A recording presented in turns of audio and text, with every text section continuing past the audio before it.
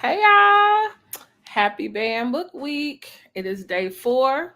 As I promised, Bursts into Books will be on here every day for Band Book Week, reading a story. And so, as always, I got to make sure we all good online. But today, we're going to be reading someone who's from Chicago, which I am super excited about reading.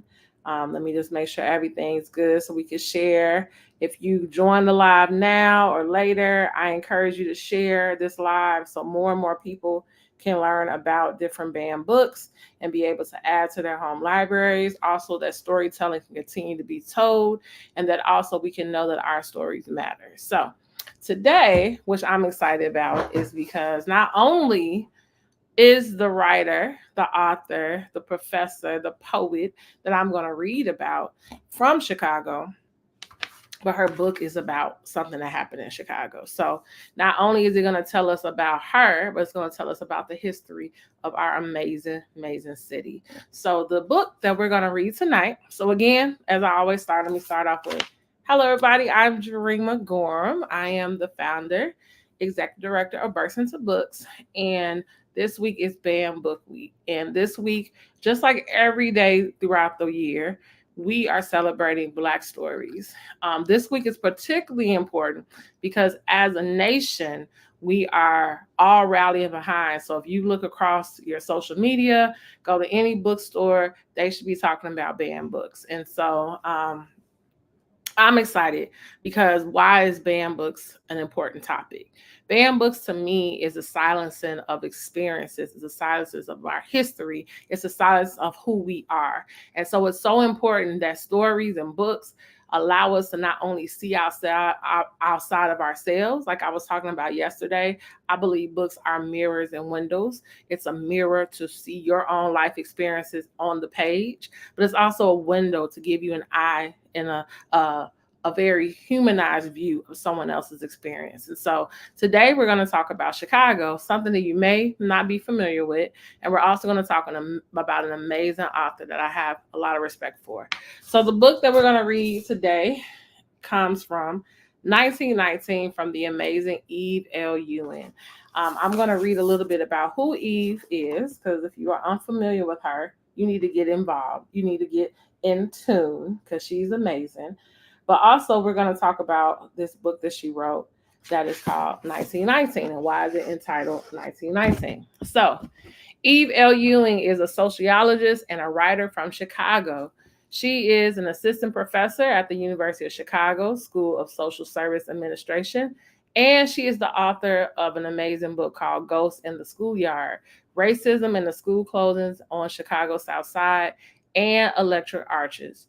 She is the co-author with Nate Marshall of the play No Blue Memories, The Life of Gwendolyn Brooks, and has also written for Marvel Comics. So if you have seen any of the latest Wakanda movies with Black Panther, she is a part of that series. Okay, so she has been able to get into that whole Marvel scene, and she's an amazing, amazing writer. Today's book, 1919, is about an important time in history that happened in Chicago. So I'm actually going to read the beginning part so that you can understand. This is a picture. This is what I love about books as well, is that when they have images of like old school pictures. So this is a picture, and we'll see in a moment why these gentlemen are situated the way they are with the soldiers. But let's go ahead and talk about why this book matters. So, similar to what I did last night when I read a snippet from The Bluest Eye and a snippet from from Jason Reynolds' book, I'm only going to read a few poems from this one, but I'm going to read the beginning because it sets the scene as to why this book matters. Okay, this book is a story. When I was doing the research that would eventually go into my second book, Ghosts in the Schoolyard, Racism and the School Closings in Chicago South Side, I was writing about segregation in Chicago. One of the most helpful documents I encountered was a report from 1922 called The Negro in Chicago, a study on race relations and the race riot. Just the title alone enticed me. It was so direct and made such a bold claim on totality. How could someone claim to tell the story of Black people in this city? The whole story. The report was prepared by a committee appointed by the governor, made up of 6 Black men and 6 white men, all deemed by their peers to be upstanding and respectable citizens. Its stated purpose was to dissect the 1919 race riot that had happened in Chicago 3 years prior, to analyze its causes and try to prevent something like that from happening again. In order to figure out the race riot, the authors reasoned what they really had to figure out was the reality of everyday life for Black people in their era. And so that's what they all set out to do. For my writings of ghosts, I needed one specific thing from the Negro in Chicago, and that was information about housing segregation at the beginning of the Great Migration. But as I was doing my research, I kept getting sucked into other parts of the report, things that were tantalizing my work, but were also fantasizing, right? Fascinating, I'm sorry. They gave me a view into Black life in my city a century earlier. And so many things struck me as being either radically different or completely unchanged. And even though this was a government commission report, many of its passages immediately made me think about poetry. They were so narrative, so evocative, right? They were so imaginative. The report was like an old tapestry with loose threads sticking out. And I wanted to tug on them and see what I could unravel, see what new things I could weave. And then there was the matter of the race riot itself. I knew that in 1919, had known was the red summer of the wave of race riots that swept across the United States. But like many aspects of Black history, this was something I didn't learn much about in school. And only then when was I very long ago in my academic career. Most of what I knew about 1919, I learned through self study when I was a graduate student. As a lifelong Chicagoan, I didn't often hear people discuss the race riot and what had occurred in our city a century ago. And I wasn't sure that most people knew about it. Chicagoans tend to be enthusiastic and vocal on our own history, but 1919 didn't seem to make it into the timeline along Titanic stories about Fort Dearborn, um, Jean Baptiste Dusable, the World's Columbian Exposition, the 1968 riots, Richard J. Daley, or Harold Washington.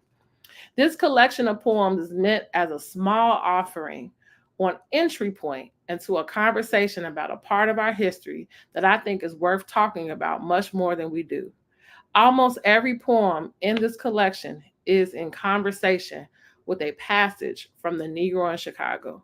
You'll see those passages written in italics at the top of the page. The page number in parentheses represents the place where you can find the passage in the Negro in Chicago. The report is a publicly available document. I like to use poems as what if machines and as time traveling devices. And I'm grateful to have had the chance to do that with this project. I learned a lot, and I hope you learned something too, and then go tell someone else about it. So, this book again, hello, we are doing Bam Book Week. Our book for this evening is 1919 by Eve L. Ewing. I just read the beginning part as to what the setting is. So, the setting is in the Red Summer 1919, the race riot that happened here in Chicago. And she wrote a series of poems that talked about incidents that occurred during that time that she read about and learned and researched. And the reason she wrote this book is because it is something that's happened in Black history, particularly in Chicago, that you don't hear a lot of people talking about. And I think it's important because when we don't know our history, we are in danger of repeating it. Again, when we don't know our history, we are in danger of repeating it. And even, I think, scarier, just acting as if it never happened. Because what ends up happening is that we don't give full color to why the city looks the way it looks today. All right. So I'm going to just read a few poems that first, before I read the poems, let me show you some pictures. So here's a picture All right. Let's see what's in the more pictures. This is a picture about coming from the stockyards. So we know stockyards are huge in Chicago. Many of them have closed now. Here's another picture. It says at Bank Real Estate. So they're all outside at the bank. This is pictures of Chicago, you all. That's what I love about this book. Not only is it interweaving with the poetry, but it also is showing us pictures of back then. So I'm going to go ahead and dive into one of the poems so that we can be able to understand what happened during 1919, which was the race riots here in Chicago. Um, Let me see which one I want to go for. All right, I'll read this one. This was entitled April 5th, 1968, after Gwendolyn Brooks, right? After Gwendolyn Brooks. Our country is over, you see. Here lies my prettiest baby, and her glass fingertips are all over the tar. In the before, I told her, play, beloved. And from the storefront piano came legends of the mountaintop, and it made me weep. I was an ugly phoenix, but our dirt was our own. As the sun rises, now I know what we do is right. Unafraid, I stand before the skinny boy with the bayonet and say, before I'll be an Ashton ghost, black gone gray, at her hand like her dead philosopher. I'll burn my own, you see, just the way I want, and you will know it's mine. Goodbye, Madison.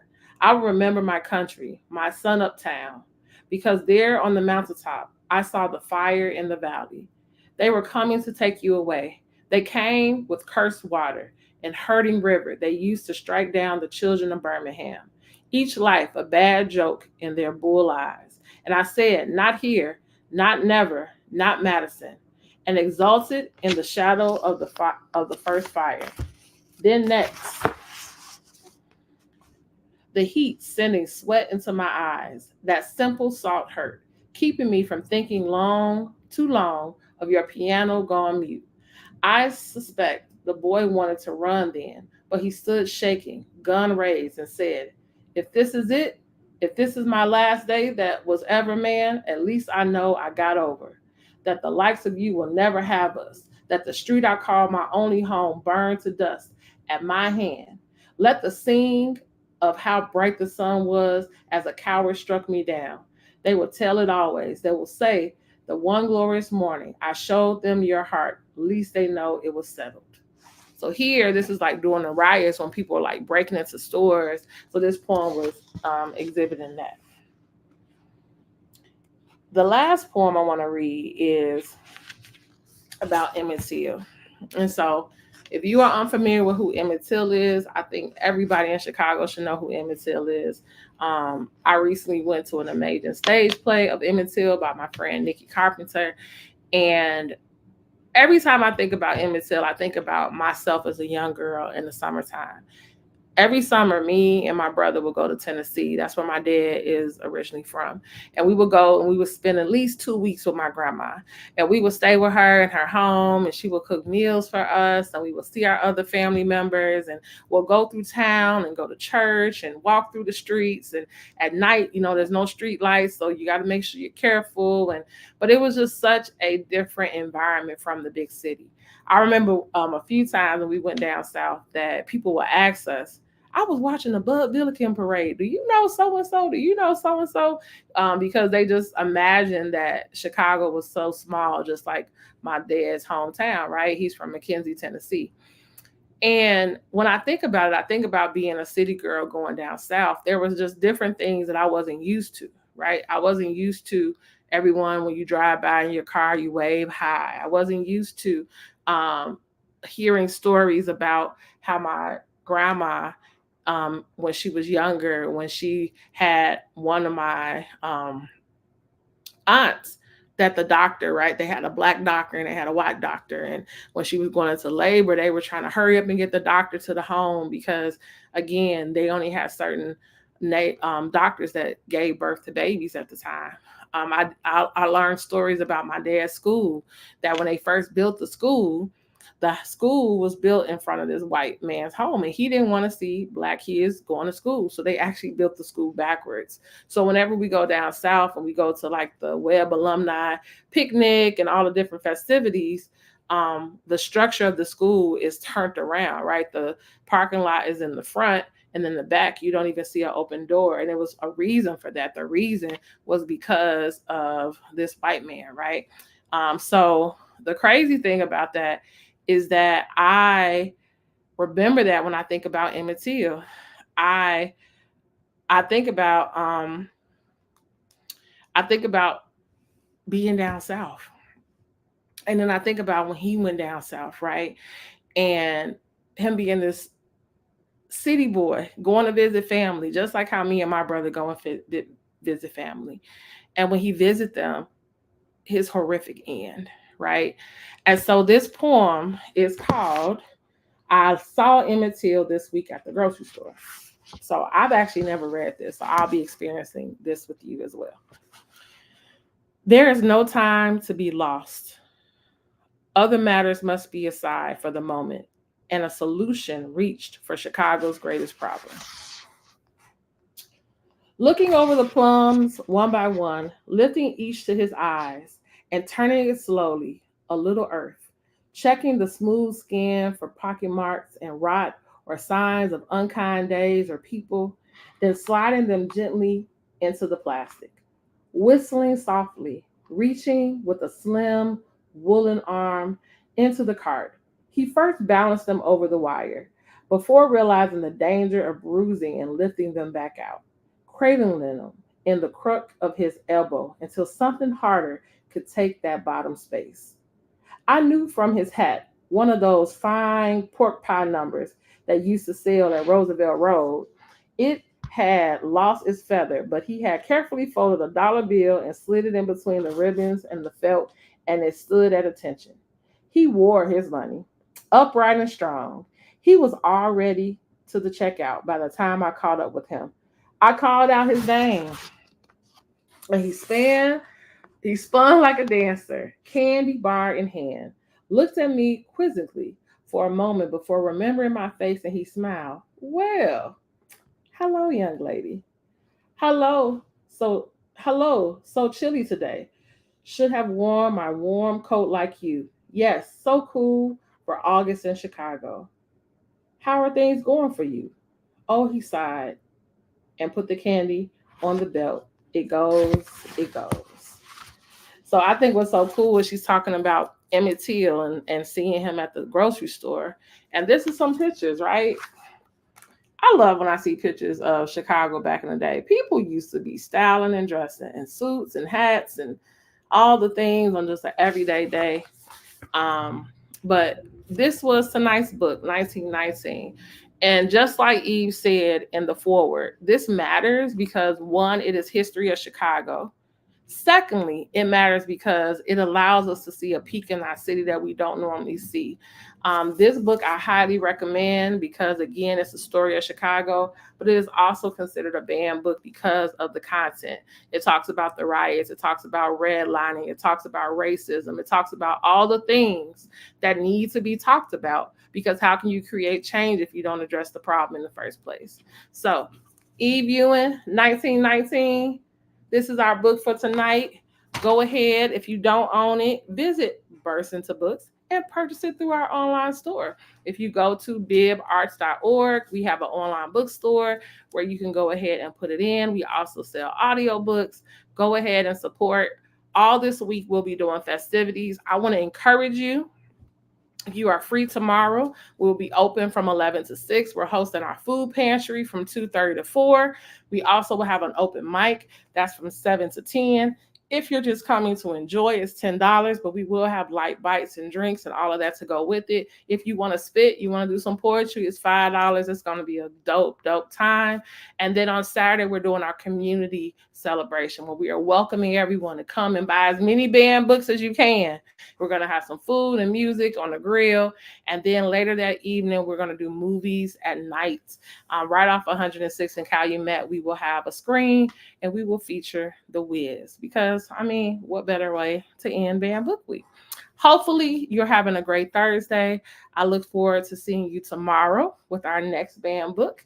And until then, keep telling your story.